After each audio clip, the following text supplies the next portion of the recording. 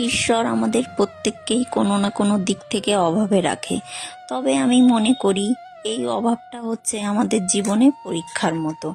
যেমন প্রচুর টাকা থাকলেও সুখ শান্তির অভাব, আবার সুখ শান্তি প্রচুর কিন্তু টাকা পয়সার অভাব।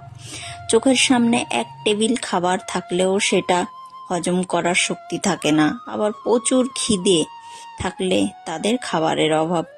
আচ্ছা, এইসবের জন্য কি আমরা দায়ী?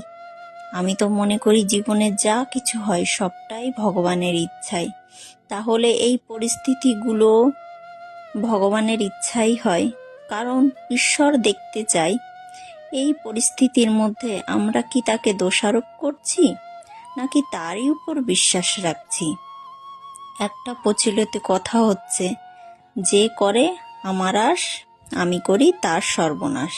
কথাটা কিন্তু একদমই ঠিক। তুমি যত সবে বিশ্বাস করবে ততই তোমার পদে পদে বিপদ আসবে, তুমি ঠকবে এবং ভেঙে যাবে।